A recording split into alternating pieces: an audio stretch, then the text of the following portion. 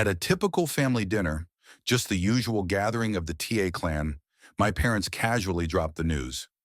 My brother, along with his two kids, would be moving in with me. I didn't say a word. Instead, I quietly waited for the day they'd show up with boxes in hand, completely unaware that I had sold the house a month earlier. I've never been the favorite in our family. Not the shining star, not the cherished one. Just Riley, the dependable accountant. Meanwhile, my brother Tyler, he's always been the golden boy, the pride of our parents. Back when we were kids, Tyler got brand new bikes, while I inherited his old beat-up ones. On birthdays, he'd unwrap flashy new gaming consoles. I'd get books or maybe a new sweater. In high school, Mom and Dad never missed a single one of Tyler's football games. But when it came to my debate competitions, they only showed up for the finals. Which I won, by the way. But even then, half their attention was spent saying how proud Tyler would have been if he'd seen it. And then there was Grandpa's will, just one more confirmation of a lifetime of favoritism.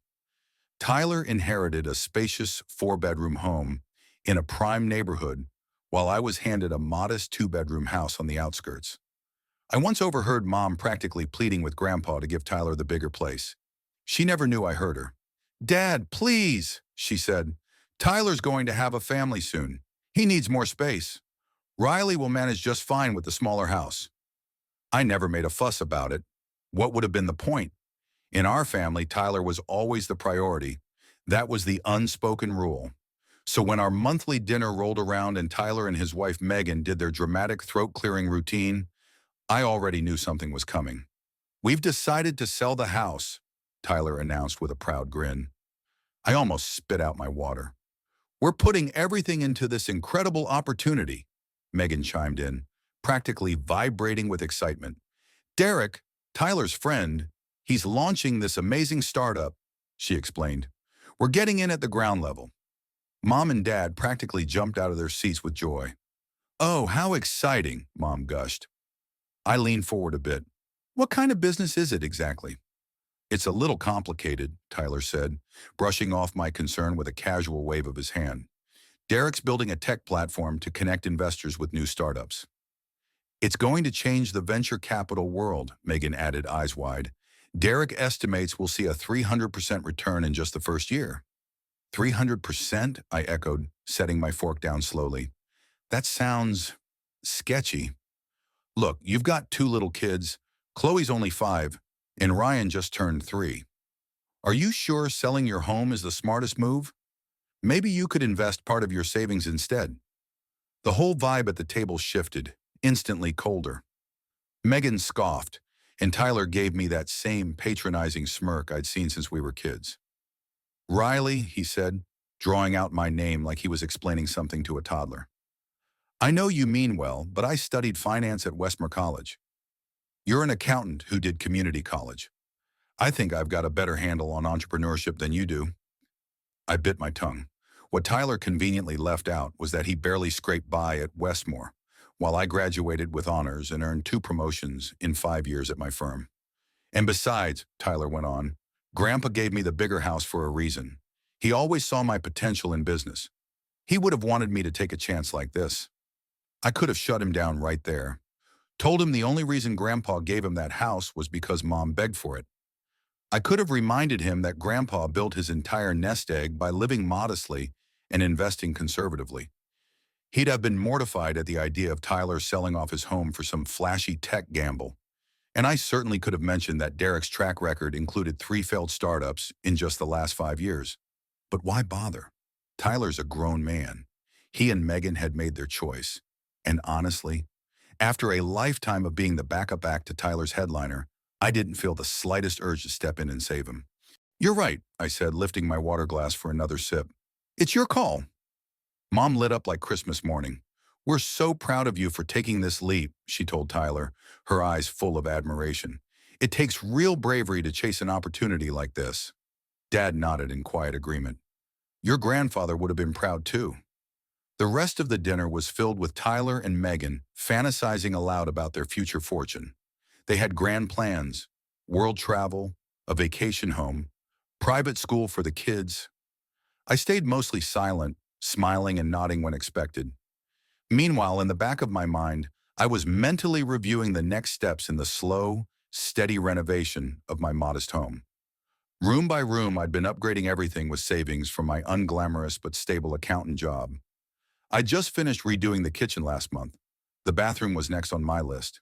3 months after that eventful dinner, I found myself in my freshly renovated bathroom, savoring a hot shower beneath the new rainfall shower head, when my phone wouldn't stop buzzing. At first, I ignored it, but by the fifth call in a row, I sighed, turned off the water, and wrapped myself in a towel. 6 missed calls from Mom. That never meant anything good. I called her back immediately, dripping water onto the tiles. "Riley, thank goodness," Mom answered, her voice taut with tension. "Can you come over? It's, it's about Tyler." An hour later, I pulled into my parents' driveway and immediately sensed something was off. A small mountain of luggage and cardboard boxes cluttered the front porch. Before I even reached the doorbell, it swung open, and I was nearly tackled by Chloe and Ryan barreling into me. "Auntie Riley," Chloe shouted, clinging to my leg. "We're staying with Grandma and Grandpa now." Looking up, I saw Mom standing in the doorway, looking drained and worn out. Just behind her, Tyler paced restlessly, phone glued to his ear, while Megan sat on the couch, staring blankly at her laptop screen. "What's going on?" I asked, though I already had a sinking feeling I knew. Mom guided me inside and gently closed the door behind us. "They had to leave the apartment," she whispered. "The rent, it just got to be too much." So they'd already burned through all the money from the house sale. Not long after they sold it, Tyler and Megan splurged on a flashy red Porsche 911, a ridiculous choice for a couple with 2 toddlers. Then they rented a luxury apartment downtown, and Tyler quit his steady job at the bank to focus full-time on the investment. They dumped $500,000 into Derek's startup and blew another $100,000 on that car and a tropical escape to the Maldives, leaving the kids with my parents for 3 weeks. "Derek said the first quarter's always a little slow," Tyler said loudly, having finished his call. He gave a forced, too-wide smile. "But things are going to take off any day now." I slipped into the kitchen to grab a glass of water, and Dad followed me in. "How bad is it?" I asked in a hushed voice. He sighed and raked a hand through his thinning hair. "It's bad. They went through every cent. The apartment was $4,000 a month. The car payment alone is $1,500. They just couldn't keep up." "And the investment?" I asked. Dad's face darkened. "Derek keeps claiming they're on the edge of something big," he muttered, shaking his head. "But I've got a bad feeling about it." Over the next few weeks, I watched from a distance as Tyler scrambled to find work. Eventually, he landed a job at a car dealership, a huge downgrade from his old position at the bank. Still, at least it was something. Megan tried to keep up appearances, posting polished snapshots on social media that painted a picture of calm and control. But behind the filters, nothing was okay. My parents' small retirement house was never meant to hold 6 people. One evening, Mom called me, sounding completely worn out. "Riley, sweetheart, I really hate to ask." She paused. "But we're running a little short on groceries, just with the extra mouths to feed." I knew exactly where this was going. "How much do you need, Mom?" "Oh, anything would help," she said quickly. "We're just a bit tight this month." I told her I'd send over some money right away.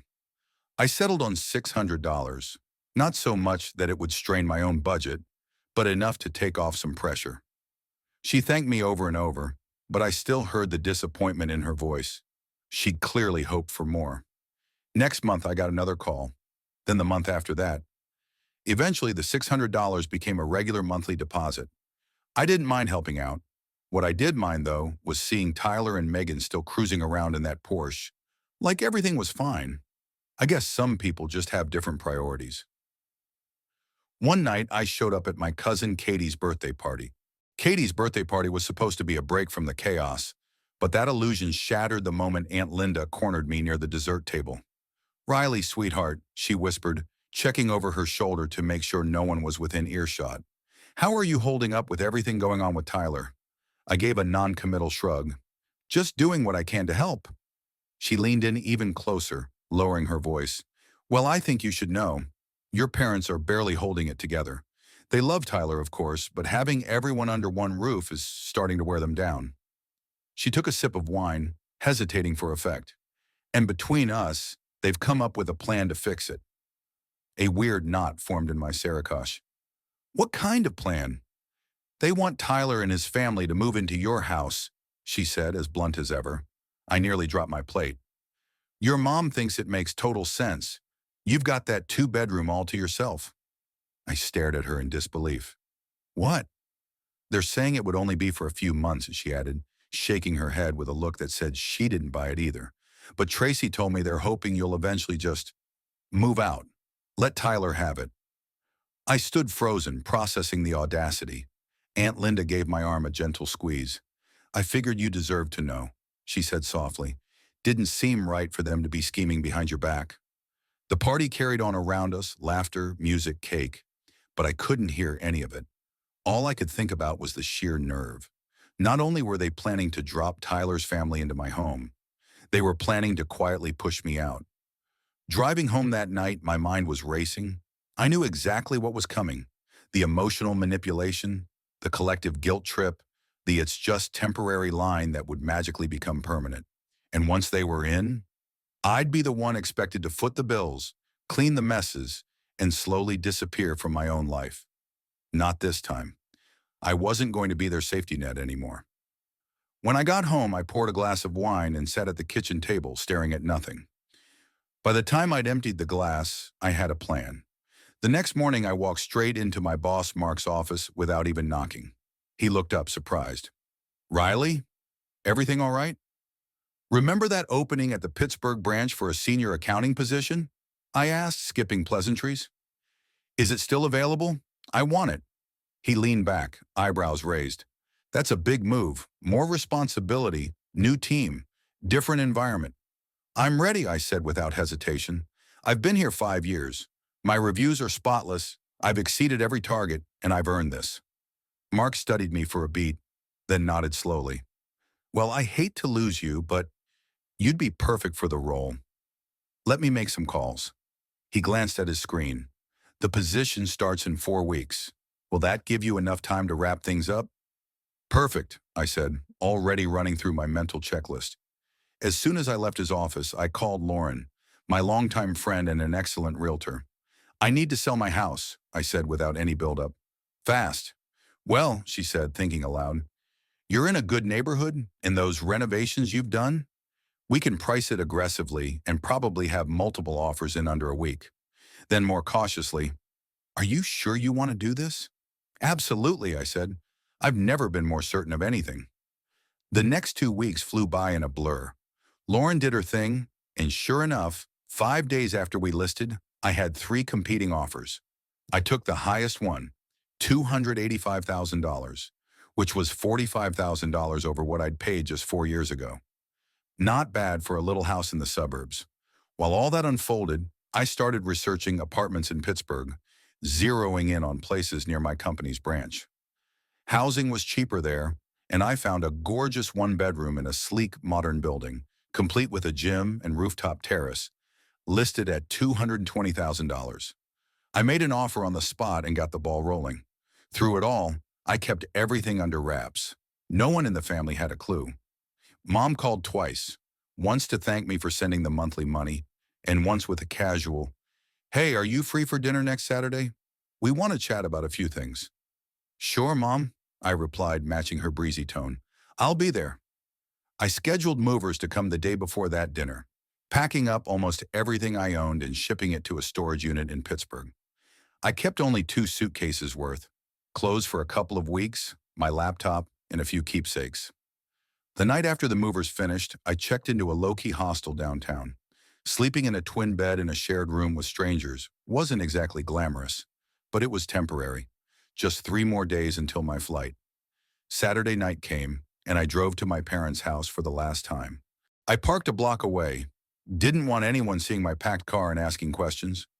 As I walked up the front path, I took a deep breath. This was it. The moment I'd spent my whole life avoiding. Mom opened the door with a stiff smile. "Riley, good. You made it. We're just sitting down." Inside, the mood was tense. Dad looked deeply uncomfortable in his usual seat at the head of the table. Tyler and Megan were already there, both wearing smiles that felt a little too rehearsed, like smugness in disguise. The kids were nowhere to be seen. We exchanged the usual small talk, empty phrases, and half-hearted questions. Then, mid-dinner, Mom set down her fork and turned to me. "Riley, sweetheart, we wanted to talk to you about your house." I tilted my head slightly. "Oh? What about it?" Her tone shifted immediately. That saccharine persuasion I'd heard my entire life whenever she wanted me to sacrifice something for Tyler's sake. "Your father and I have been talking," Mom began, her voice coated in sugar, "and we think it might be a good idea for Tyler and his family to stay with you for a little while. Just until exactly 1 week since I left. I was unpacking the last few kitchen boxes when my phone erupted. Missed calls, 27 of them, 15 from Mom, 8 from Dad, 4 from Tyler. My screen was flooded with panicked texts, one after another. I didn't need to guess. It was moving day. I pictured it so clearly. Tyler pulling up in a rented truck, Megan directing movers, kids in tow, only to find strangers living there. I poured myself a glass of wine and curled up on the couch, considering whether to respond or block them all permanently. Before I could decide, my phone rang again. I answered against my better judgment. Avery Marie Collins. I had to pull the phone away from my ear. Mom's voice was practically shaking the walls. "What the hell did you do?" "Hi, Mom," I said, taking a slow sip of wine. "Don't you dare play innocent. Tyler showed up to your house, and there's another family living there. They said they bought it 2 weeks ago." "They did," I said casually. "The Parkers, super sweet couple, 2 teenagers. They got a great deal." Silence. "You sold your house? Without telling anyone? How could you do something so sneaky?" I almost laughed. Sneaky? That was rich. "Interesting choice of word," I said, coming from someone who was actively planning to push me out of my own home without asking first. More silence. Then finally, in a quieter tone, "Where are you, Riley?" "Pittsburgh," I said. "I got promoted, senior accountant. I'm settling in just fine." "Pittsburgh," her voice wavered. "So, you left without saying goodbye? Without telling us? Kind of like how you were all going to dump Tyler's family in my house and hope I'd just disappear?" "That was different," Mom snapped. "We're family. We needed help. Number Tyler and Megan needed a rescue boat because they torpedoed their lives. And instead of holding them accountable, you looked at me and decided I was the one who should sink instead. That's not fair. Oh, isn't it? My entire life, it's been Tyler first, Riley second. Tyler gets the best clothes, the biggest gifts, the full attention. I win a championship? You talk about how proud Tyler would have been. Grandpa dies? Tyler gets the big house because you convinced him Tyler deserved it more.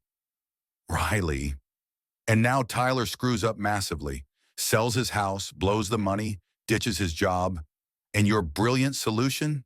Take my house, the one I saved for, worked for, built on my own. The house I'd poured my savings into, renovating it room by room with my own hands. Not a chance. Not this time. The line stayed dead silent for so long, I started to wonder if she'd hung up. Then came her voice, colder than I'd ever heard it in my life. "I don't know who you think you're speaking to, young lady, but I am still your mother. And as of this moment, you're no longer my daughter." I'd braced for the guilt, the manipulation, the rage, but that cut deeper than I expected. I swallowed hard. "Honestly, Mom, I think we've both known that for a long time." My voice dropped to a whisper. "Oh, and by the way, I'm stopping the monthly transfers. The $600 I've been sending to cover Tyler's bills, that's over." There was silence again. I could practically hear her brain short-circuiting, weighing her fury against her dependence on my money. "We don't want your money," she finally snapped, but her voice lacked conviction. "Perfect," I said, "because you're not getting it." Then calmly, "Goodbye, Mom." I ended the call before she could fire back and blocked her number on the spot. Then I blocked Dad's, Tyler's, Megan's. Not 10 seconds passed before texts started popping up from unknown numbers. Tyler using Dad's phone, Mom borrowing a friend's. I turned the phone off, finished the last of my wine, and let the silence wash over me like a warm wave. The next morning, I bought a new phone with a brand new number. I shared it only with the people who mattered, close friends, co-workers, and the few relatives I still trusted. Aunt Linda was one of them. She sent me a bouquet with a note, "Proud of you." 6 months went by. I thrived at work. The new job suited me. I built a circle of real friends. I even dated a little. Nothing serious, but it felt good to be open to possibilities again. Most importantly, I lived my life on my own terms. No guilt, no expectations, no one else's mess on my shoulders. Sometimes they crossed my mind. I'd wonder if Tyler and Megan were still camped out at my parents' place. If that ridiculous investment had ever paid off. I doubted it. I'd wonder if Mom and Dad were still enabling them, still bailing them out. Ever once, I wondered if they regretted how they treated me. But most days, I didn't think about them at all. Then one Sunday morning, as I sipped coffee on my balcony and watched the city slowly wake up, my phone buzzed. The number was unfamiliar, but it had my hometown's area code. I almost ignored it. Curiosity won. "Hello? Riley?" A familiar voice. "It's Katie, your cousin. I hope it's okay. I got your number from Aunt Linda. I thought you should know what's been going on." My Sarakash twisted. "What is it?" "Tyler and his family are still at your parents' place. Things aren't going well. Financially, it's a disaster. The investment turned out to be a complete scam. Derek disappeared with everything. All the money's gone." I closed my eyes. "Not shocked," I said quietly. "Yeah," Katie sighed. "Your parents are struggling too. They're months behind on bills. Your dad had to come out of retirement. He's working part-time at the hardware store." I stayed silent, waiting for the ask, the plea, the guilt trip. But Katie didn't go there. "I'm not calling to ask you to help," she said quickly, as if she read my mind. "Actually, the opposite. I thought you deserved to know. Everyone's talking about how smart you were, how you got out when you did." She paused. "Even your mom," she added softly. "She told my mom, just between them, that they never should have tried to take your house." After we hung up, I sat outside for a long time, watching the traffic snake through the city below. I didn't feel joy at their downfall, but I didn't feel guilt either. They made their decisions. I made mine. And for the first time in my life, I had chosen me. I would never go back to being the afterthought, never again second best.